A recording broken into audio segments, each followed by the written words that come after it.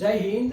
दोस्तों, आज के वीडियो में हम भारतीय संविधान के मुताबिक कौन से आर्टिकल के तहत राष्ट्रपति को भारत का मुखिया बताया है और इस वक्त जो भारत की नई संसद भवन का उद्घाटन होने वाला है, इसके पीछे विपक्षी दल कौन से विषय को लेकर उद्घाटन का बहिष्कार कर रहे हैं, उन सभी बातों का विस्तार पूर्वक आज हम विश्लेषण करेंगे। तो वीडियो के अंत तक बने रहिए। यदि आपको यह वीडियो पसंद आता है तो वीडियो को लाइक और शेयर कीजिए, चैनल को सब्सक्राइब कर लीजिए और बेल बटन को दबाना बिल्कुल न भूलें ताकि आने वाला वीडियो के नोटिफिकेशन आपको तुरंत मिल सके। तो आज का विश्लेषण शुरू करते हैं। दोस्तों, भारत का संविधान विश्व में सबसे बड़ा संविधान है और इसमें मूलभूत बातों को बहुत अच्छे तरीके से बताया है ताकि भारत के प्रत्येक नागरिक को उनके अधिकार मिल सके और तानाशाही का सामना न करना पड़े। लेकिन हाल में पिछले 9 साल से भारत में जो भी राष्ट्रपति पद पर आसीन होते हैं, वह एक भी बात पर केंद्र को चुनी हुई सरकार को विरोध नहीं जताते और इसी वजह से भारत में 21वीं सदी में हमें बहुत अच्छे तरीके की लोकशाही इस वक्त दिखाई देती है। भारतीय संविधान के आर्टिकल 52 के तहत भारत के राष्ट्रपति की व्याख्या की है, जिसमें मूलभूत रूप से 2 बातें बताई है। भारत का एक राष्ट्रपति होंगे और वह संविधान के मुखिया होंगे, यानी कि भारत के राष्ट्रपति को संवैधानिक मुखिया बताया है। इसी तरह से भारतीय संविधान के आर्टिकल 74 के तहत भारत के राष्ट्रपति को मदद करने के लिए और सलाह देने के लिए एक मंत्रिमंडल की व्यवस्था के विषय में बताया है। तो आमतौर पर भारत में केंद्र सरकार लोकसभा में चुनाव से जीतकर बहुमति के आधार पर स्थापित होती है, यानी कि लोकसभा में जो ज्यादा सीटें जीतता है वही केंद्र में स्थापित होता है। फिर भारत में राष्ट्रपति के द्वारा बहुमत को ध्यान में रखकर प्रधानमंत्री का चयन किया जाता है और प्रधानमंत्री के द्वारा उनके मंत्रिमंडल का चयन होता है और इसी मंत्रिमंडल के द्वारा भारत के राष्ट्रपति को सभी सूचनाएं भेजी जाती है और राष्ट्रपति जी के हस्ताक्षर के बाद ही यह सभी सूचनाओं का पालन आमतौर पर होता है। एक तरीके से देखें तो चुने हुए प्रधानमंत्री और प्रधानमंत्री का पूरा मंत्रिमंडल सभी भारत के राष्ट्रपति के अधीन ही कार्य करते हैं। अब इससे आगे भारतीय संविधान का आर्टिकल 79 समझते हैं। इस आर्टिकल के तहत भारत गणराज्य में एक संसद रहेगी, जिसे आम भाषा में हम संसद भवन कहते हैं, जिसमें मुख्य पद पर राष्ट्रपति, इनके अधीन राज्यसभा और लोकसभा, इस तरीके से सदन की कार्यवाही होगी। तो यह पूरी प्रक्रिया भारत के संविधान में बताई है।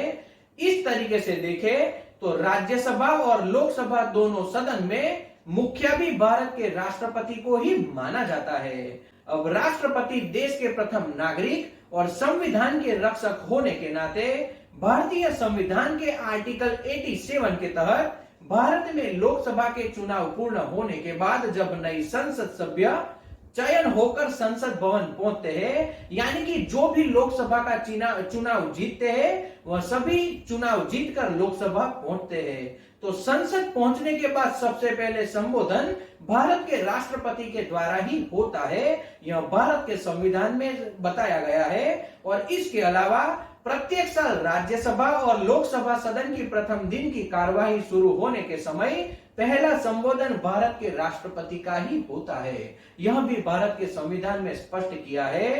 तो इन 4 आर्टिकल के तहत भारत के संविधान के मुखिया भारत के राष्ट्रपति को बताया है और एक तरीके से देखें तो भारत की संसद के मुखिया भी राष्ट्रपति ही इन आर्टिकल के तहत माने जाते हैं। तो जब भारत के नए संसद भवन का उद्घाटन अब भारत में होने वाला है, तो उद्घाटन भारत के राष्ट्रपति के द्वारा ही होना चाहिए, क्योंकि यह संवैधानिक तरीके से भी भारत के राष्ट्रपति का अधिकार है।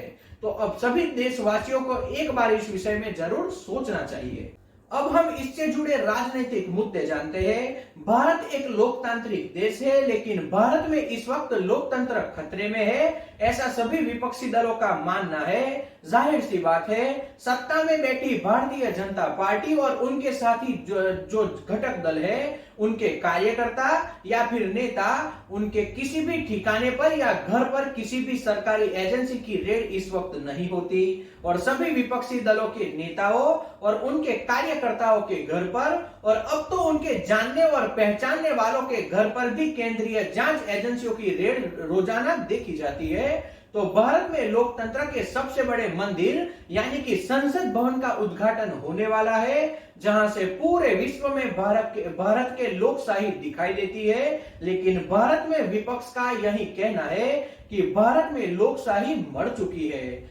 इसके अलावा विपक्षी दलों का यह भी मानना है कि भारत के सबसे पहले नागरिक यानी कि देश के राष्ट्रपति जो कि भारत के संसद भवन के मुखिया है, तो उन्हीं के हाथों भारत के नए संसद भवन का उद्घाटन होना चाहिए। और केंद्र सरकार में बैठी भारतीय जनता पार्टी का यह कहना है कि भारत के यशस्वी प्रधानमंत्री माननीय नरेंद्र मोदी जी का यह सपना था कि भारत में एक भव्य और सबसे अच्छी संसद भवन बननी चाहिए और उन्हीं के बदौलत आज भारत में नई संसद भवन का भव्य निर्माण कार्य पूर्ण हुआ है।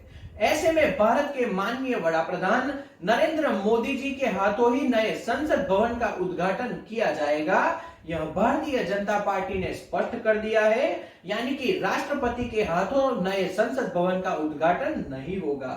अब तीसरी बात, जिस वजह से विपक्ष नए संसद भवन के उद्घाटन का बहिष्कार कर रहे हैं, दोस्तों हम सभी को पता है कि भारत को आजाद करवाने के लिए सबसे बड़ा बलिदान अगर किसी ने दिया तो वह महात्मा गांधी का है। लेकिन अब भारतीय जनता पार्टी जो वीर सावरकर की जन्म जयंती के दिन भारत के नए संसद भवन का उद्घाटन करवा रही है और इन लोगों ने यह तारीख डिक्लेयर भी कर दी है और वीर सावरकर वही है जिनके ऊपर गांधी जी के हत्या के आरोप लगे थे और उन्हें गिरफ्तार भी किया गया था। तो जिन व्यक्ति के ऊपर भारत के राष्ट्रपिता के हत्या के आरोप लगे हो, उस व्यक्ति के जन्मदिन के मौके पर भारत की लोकशाही का सबसे बड़ा मंदिर यानी कि संसद भवन का उद्घाटन नहीं होना चाहिए, यह सभी विपक्षी दलों की मांग है। अब चौथी बात, जिसे लेकर सभी विपक्षी दल भारत के नए संसद भवन का उद्घाटन का बहिष्कार कर रहे हैं। दोस्तों, भारतीय जनता पार्टी नए संसद भवन के उद्घाटन प्रसंग पर सेंगोल छड़ी का उपयोग करना चाहती है यानी कि उसे संसद में स्थापित करना चाहती है। अब यहाँ पर प्रश्न उठता है कि सेंगोल छड़ी क्या है। प्राचीन भारत में जब सत्ता का हस्तांतरण किया जाता था या फिर किसी को दंडित किया जाता था, उस वक्त इसका उपयोग होता था। आम भाषा में आप जान लीजिए, इसे आजादी का प्रतीक भी भारत में माना गया है। सेंगोल एक तमिल शब्द है। जब 1947 में भारत आजाद हो रहा था, उस वक्त भारत के अंतिम वाइसराय लॉर्ड माउंटबेटन ने पंडित जवाहरलाल नेहरू से पूछा था कि सत्ता का हस्तांतरण कैसे होना चाहिए।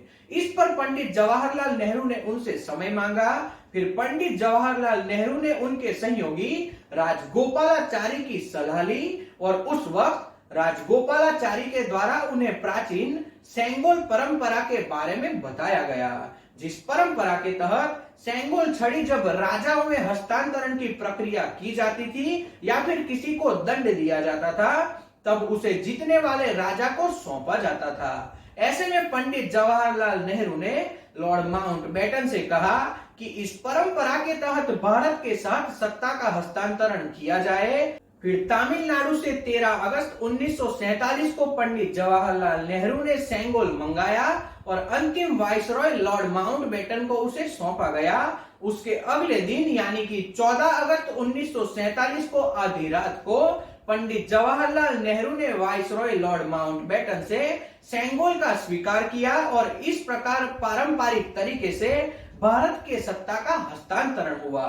अब इस वक्त भारत की नई संसद भवन का उद्घाटन कार्यक्रम होने वाला है और भारतीय जनता पार्टी इसे नए संसद भवन में स्थापित करना चाहती है, यानी कि इस सेंगोल का उपयोग करना चाहती है। जब राजाओं के द्वारा इसे दंड देने के लिए उपयोग किया जाता था और भारत की सत्ता का हस्तांतरण के लिए इसका उपयोग उस वक्त किया गया। अब विपक्ष का यह कहना है कि भारत में इस वक्त कौन सी सत्ता का हस्तांतरण हो रहा है कि भारतीय जनता पार्टी इसका उपयोग करना चाहती है। ऐसे में सत्ताधारी पक्ष यानी कि भारतीय जनता पार्टी इसका एक राजनीति के रूप में उपयोग कर रही है, ऐसा विपक्षी दलों का कहना है। अब पांचवा कारण जिसे लेकर सभी विपक्षी दल नए संसद भवन के उद्घाटन का बहिष्कार कर रहे हैं।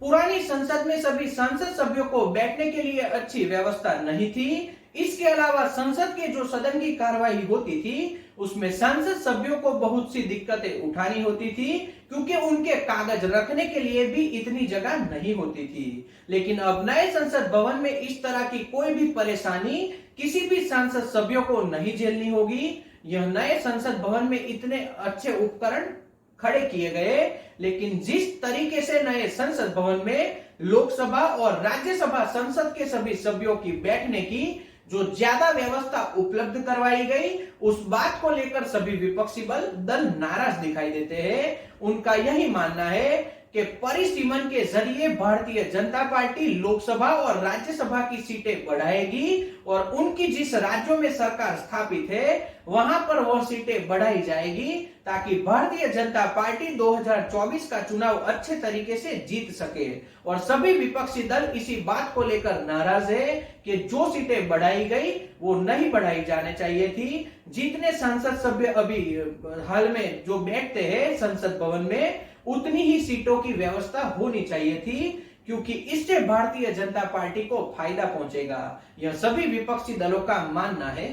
तो मूल रूप से आज के वीडियो में हमने भारतीय संविधान के ऐसे आर्टिकल आपको बताए जिसके माध्यम से भारत के राष्ट्रपति को ही संसद भवन का मुखिया माना जाता है और उन्हें ही भारतीय संविधान के मुखिया के रूप में भारत में जो नया संसद बनाया गया उसका उद्घाटन करना चाहिए। और इसके अलावा सभी विपक्षी दल कौन सी बात को लेकर नए संसद भवन के उद्घाटन का बहिष्कार कर रहे हैं, उन बातों को भी हमने विस्तार से आपको बताया।